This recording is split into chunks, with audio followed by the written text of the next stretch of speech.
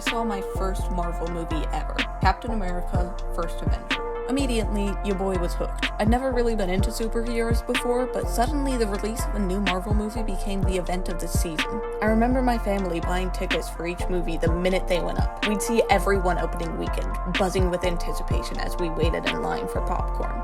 Fast forward to now, and I'd really rather just rewatch Barbie than see the newest Marvel movie. And I am not alone in that thinking. So what in the heck happened? How did one of the most popular franchises from the 2010s become one of the most hated? FBI, open up! When the MCU started, it focused on 3 characters: Captain America, Iron Man, and Thor. And they each got their own trilogies. And left. Come on! Which meant we spent 6 hours getting to know all of them individually. Another! We watched Tony Stark go from an arrogant jerk-off to a guy with an actual soul, and Steve Rogers go from an innocent kid to a freaking warrior. I can do this all day. Yeah, I know. But what made this era of Marvel work so well is how much respect the characters were shown. They were all actually given the time and space to evolve, and the audience was given the time to get to know them.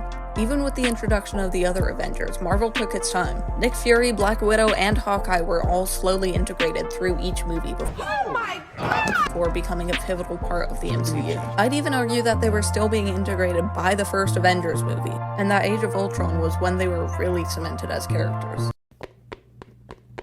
But Marvel wanted to make a franchise that would last, and they knew these characters couldn't stay forever. So once all the Avengers were fully established, Marvel began another round of character introductions. Does anyone have any orange slices? And just like the first time, they were real strategic about how they did it. Not a single character was shoved in our faces, with only one introduced per year. 2014 was Guardians of the Galaxy, 2015 Ant-Man, 2016 Doctor Strange, and 2018 was Black Panther. And again, they were all interwoven slowly and methodically. I'm shaking your hand too long.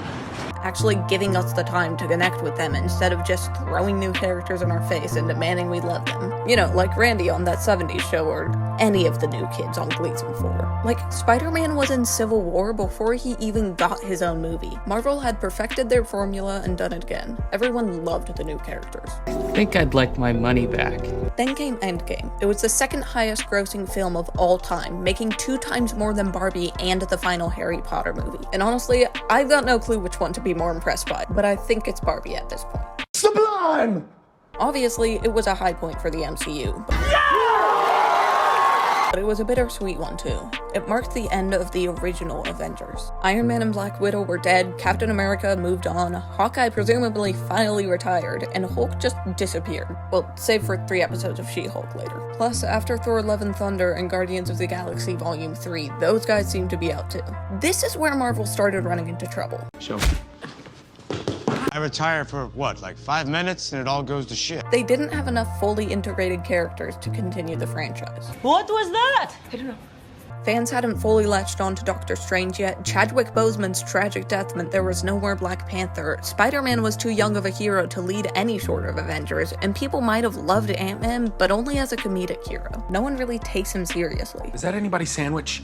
I'm starving. So Marvel started panicking. They realized that none of their characters were ready to replace the old Avengers, so they kind of started just throwing new ones at the wall and hoping one would stick. Kinda like companies hoping a free cereal bar will make you forget they're only paying a minimum wage. This meant that in the span of 3 years, the MCU tried to introduce Kate Bishop, Yelena Belova, Cassie Lang, America Chavez, Moon Knight, Shang-Chi, Monica Rambeau, Kamala Khan, She-Hulk, and the disaster that was the Eternals, while simultaneously trying to cement the characters of Shuri, Ant-Man, Doctor Strange, Captain Marvel, Bucky Barnes, and Sam Wilson. Oh, I'm sorry, did that feel like I tried to flood your brain with expired Capri Sun? Yeah, that's because Marvel has been trying to push 5 characters per year for the last 3 years. Compare that to their 1 per year streak? That's a lot. I have been falling for 30 minutes! And it's not even that they're all bad characters either. Going down this list, there's a lot of characters I like. I don't have any weapons on me. Okay, I take that back. I don't have any weapons currently in my hand. But Marvel isn't taking the time to write good stories for them or give us any time to attach to one before they chuck another new one at us. Any respect they had for their characters or their audience is completely gone. Characters are given no space to grow, and we're given no time to genuinely connect with any of them. Dad, a guy dressed like a bee tried to kill me in my room when I was 6. I've never had a normal life. Marvel has oversaturated their own character market to where we don't really care about any of them anymore. Maybe they could fix their mistake by abandoning some of their newer characters, at least for a bit, and dialing in on 4 or 5 to make us actually care about, but I don't see that happening anytime soon. And I definitely don't see Marvel bouncing back anytime soon either. Did he just throw the gun?